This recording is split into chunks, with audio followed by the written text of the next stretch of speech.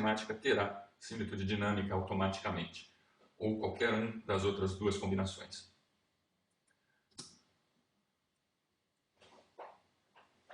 Falando em navios, ou traduzindo para o sistema navio, podemos dizer que navios geometricamente similares têm a mesma resistência residual por unidade de deslocamento quando em velocidades correspondentes. Essa é a lei de comparação do Froude. A resistência residual de navios geometricamente similares é na razão do cubo de suas dimensões lineares se suas velocidades estiverem na razão da raiz quadrada de suas dimensões lineares. Matematicamente falando, é isso.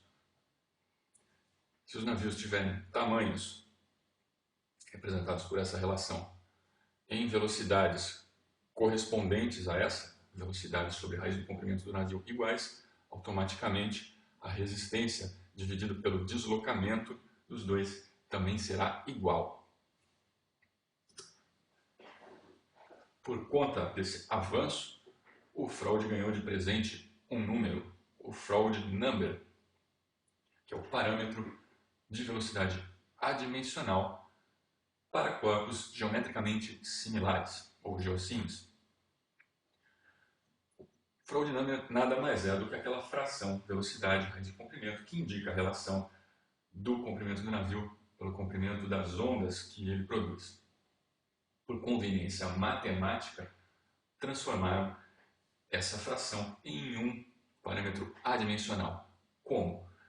Injetando ali no denominador uma constante, a gravidade dada em metros por segundo ao quadrado, e assim as unidades se anulam em cima e embaixo e temos um parâmetro sem dimensão, ou sem massa, sem tempo e sem comprimento.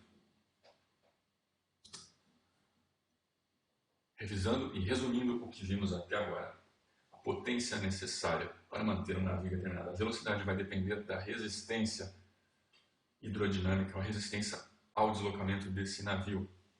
Relação de três variáveis, potência igual a força vezes velocidade, onde força é a resistência. Se a velocidade for constante, no caso, o sistema que o PNA Resistance está estudando. Essa resistência está convenientemente dividida em duas partes, a friccional e a residual, por enquanto, onde a friccional é uma componente de origem viscosa, depende da viscosidade do fluido, e a residual depende desse parâmetro, que é o número de Froude, representado pela velocidade sobre a raiz quadrada do comprimento do navio. Verem a resistência parte 2.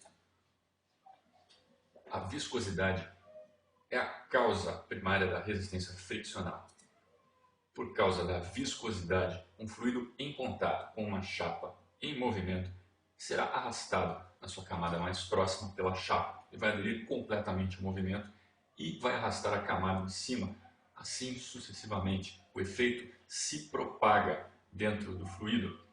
A região no fluido que sofre esse efeito de movimentação pela aderência viscosa toma o nome de camada limite. Dentro da camada limite há um gradiente de velocidade. O gradiente de velocidade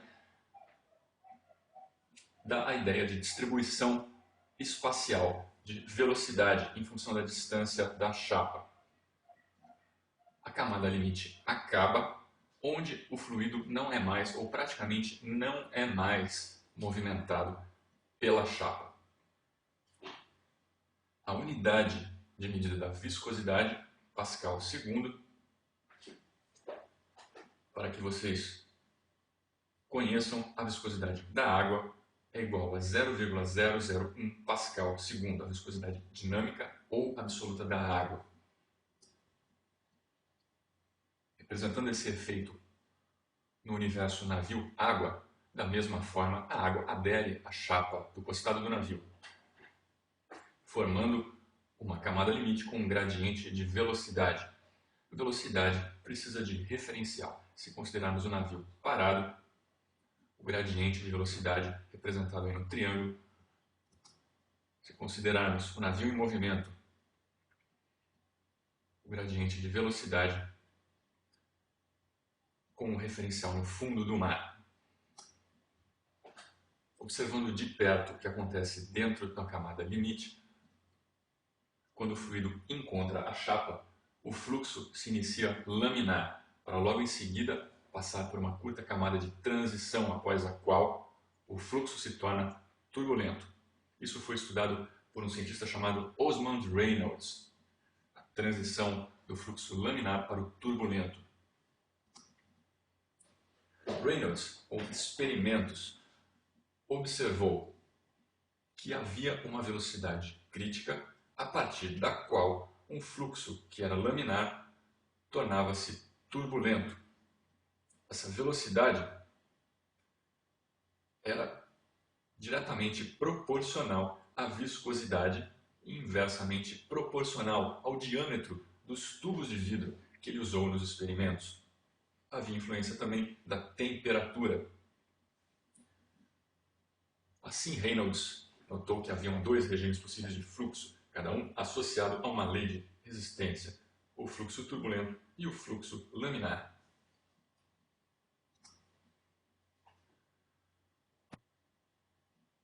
Esse diagrama mostra o aspecto das variações de velocidade e pressão num fluido quando da passagem de um navio por ele. No caso, um navio navegando em velocidade constante vai produzir esses gradientes de pressão e velocidade no fluxo. Logo na proa, quando o fluido encontra o navio, inicia-se o fluxo laminar, a pressão dispara, a velocidade cai quase a zero, ao ponto de estagnação. Aí é dividido o fluxo para a bombola de Boreste do navio. A velocidade em seguida aumenta muito, é justamente quando ocorre a camada de transição e o fluxo laminar vira turbulento. Na popa, esse fluxo se reencontra e há novamente um ponto de estagnação, com queda de velocidade e aumento de pressão. E aqui vemos as indicações de como seria supostamente essa variação num fluido ideal, não viscoso, e num fluido real.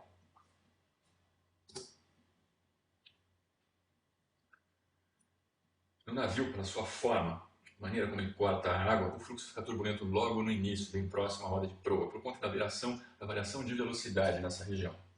A zona de transição se aproxima da proa quanto mais aumentamos a velocidade.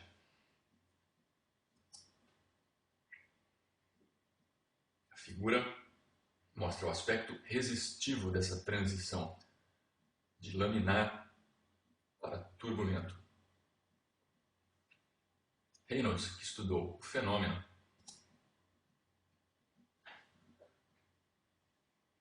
observou as variáveis que influenciavam nessa transição e, fundado em seus estudos em 1915, um cientista chamado Becker associou as curvas de coeficiente de resistência friccional de Froude como função de uma constante de um número adimensional, um parâmetro adimensional, que ele veio a chamar de Reynolds Number, parâmetro representado pela velocidade, comprimento do navio dividido pela viscosidade, a viscosidade cinética.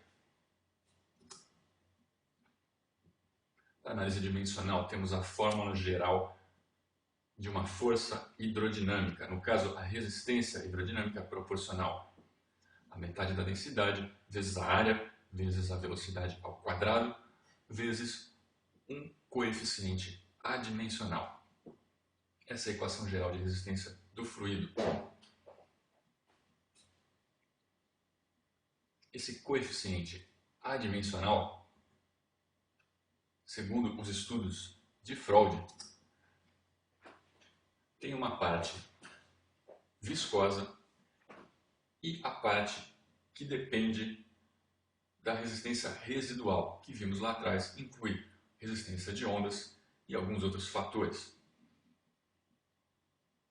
Então, o que vimos agora é um sistema clássico de três variáveis interligadas: o coeficiente, o Froude Number e o Reynolds Number. Assim, é representado matematicamente toda a teoria que o Froude desenvolveu ao separar a resistência em fatores friccionais e o residual.